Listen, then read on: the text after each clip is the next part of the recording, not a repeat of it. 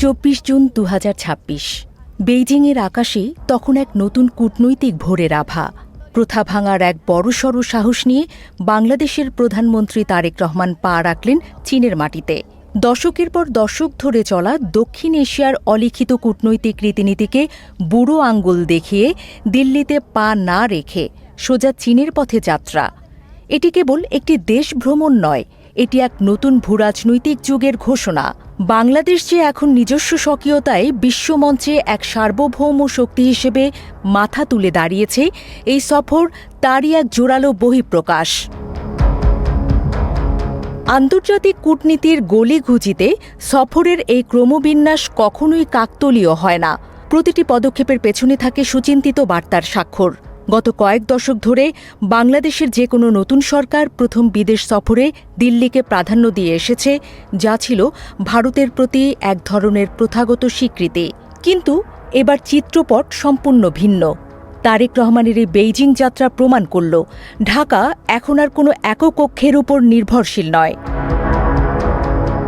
Kuala Lumpur হয়ে Beijing, এই রুটে প্রধানমন্ত্রী তারেক রহমানের কূটনৈতিক পদচারণা বলে দিচ্ছে বাংলাদেশের পররাষ্ট্রনীতি এখন বহুমুখী সম্পর্কের ভিত্তিতে বিন্যস্ত হবে। চীনের প্রেসিডেন্ট শি জিনপিং এবং প্রিমিয়ার লি সিয়াংয়ের সঙ্গে তার রুদ্ধদ্বার বৈঠক এবং প্রায় ১৭টি দ্বিপক্ষীয় চুক্তিতে স্বাক্ষর করার মাধ্যমে ঢাকা বিশ্বকে জানিয়ে দিল যে তারা নিজেদের পছন্দমতো পথ বেছে নিতে প্রস্তুত।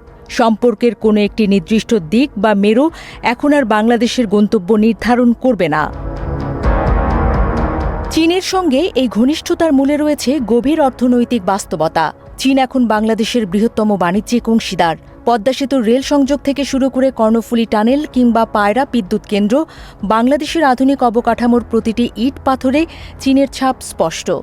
উন্নয়ন ও বিনিয়োগের এই অদম্য গতিতে চীন যেখানে দ্রুত এবং সরাসরি প্রতিশ্রুতি নিয়ে আসে, সেখানে পশ্চিমা দেশগুলোর জটিল ও দীর্ঘসূত্রতার শর্তে বাংলাদেশ বারবার হোঁচট খেয়েছিল। কূটনীতির এই নতুন সমীকরণে তিস্তা নদীর পানি ব্যবস্থাপনা এখন সবচেয়ে উত্তপ্ত ইস্যু। বছরের পর বছর ধরে ভারতের অভ্যন্তরীণ রাজনীতির মারপ্যাচে তিস্তা চুক্তি যখন স্থবির, তখন চীনের এই প্রকল্প নিয়ে আগ্রহ কেবল একটি অবকাঠামো নির্মাণের প্রস্তাব নয়, বরং এটি বাংলাদেশের জন্য এক বড় ভূরাজনৈতিক সুযোগ। এই সুযোগকে কাজে লাগিয়ে উত্তরবঙ্গের লাখো মানুষের দীর্ঘদিনের হাহাকার দূর করার উদ্যোগ ঢাকা আর এড়িয়ে যেতে চায় না। অবশ্য ড্রাগনের আলিঙ্গন যে সর্বদা নির্বিঘ্ন নয়, সেই ইতিহাসও অজানা নয়। শ্রীলঙ্কার হাম্বানটোটা বন্দরের করুণ পরিণতির কথা মাথায় রেখে বাংলাদেশের নীতি নির্ধারকদের প্রতিটি চুক্তি ও ঋণের শর্ত যাচাই করতে হবে অত্যন্ত সতর্কতার সঙ্গে। সার্বভৌমত্বের প্রশ্নে কোনো আপোষ যে ভবিষ্যতে বড় ঝুঁকি বয়ে আনতে পারে, তা অনুধাবন করেই বেইজিংয়ের সাথে প্রতিটি লেনদেন স্বচ্ছ রাখার দায়বদ্ধতা এখন ঢাকার কাঁধে। বর্তমান বিশ্ব রাজনীতিতে বঙ্গোপসাগর এখন এক জটিল রণক্ষেত্র। একদিকে যুক্তরাষ্ট্র, জাপান, অস্ট্রেলিয়া ও ভারতের কোয়াড জোট, অন্যদিকে চীনের বেল্ট অ্যান্ড রোড ইনিশিয়েটিভ। এই দুই শক্তি এখন বাংলাদেশের দিকে তীক্ষ্ণ দৃষ্টিতে তাকিয়ে রয়েছে। এমন এক ভঙ্গুর ও উত্তপ্ত মেরুকরণের মাঝে বাংলাদেশ কিভাবে তার ভারসাম্য বজায় রাখবে, তা নিয়ে চলছে বিশ্বজুড়ে চুলচেরা বিশ্লেষণ। ভারতের সঙ্গে সম্পর্কচ্ছেদ যে এই সফরের মূল উদ্দেশ্য নয়, তা বলাই বাহুল্য। নয়াদিল্লিও এখন পর্যন্ত কোনো সরাসরি প্রতিক্রিয়া দেখায়নি। ভৌগোলিক বাস্তবতার কারণে ভারতের সাথে বাংলাদেশের যে নিরাপত্তা ও কানেক্টিভিটির সম্পর্ক, তা উপেক্ষা করার সুযোগ নেই। কিন্তু বাস্তবতা হল, ভূগোল আর পররাষ্ট্রনীতি এখন আর এক সূত্রে গাঁথা নয়। বাংলাদেশ শিখছে কিভাবে একই সাথে দুই মহাশক্তিকে সামলে নিজের স্বার্থ আদায় করে নেওয়া যায়। এই সফরের প্রকৃত সাফল্য নির্ভর করবে কতগুলো চুক্তি স্বাক্ষরিত হল তার উপর নয়, বরং কতটুকু অর্থনৈতিক সুবিধা ও কর্মসংস্থান সাধারণ মানুষের জীবনে প্রভাব ফেলল তার উপর।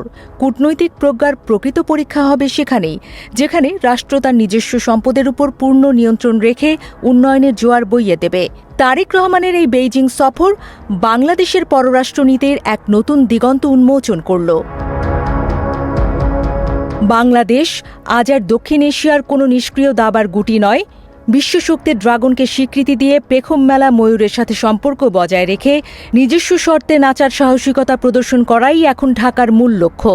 এই বহুমুখী বিশ্বের অস্থির সমুদ্রে বাংলাদেশ আজ এক আত্মবিশ্বাসী নাবিক, যে জানে কোথায় নোঙর ফেলতে হবে আর কোথায় বৈঠা চালাতে হবে।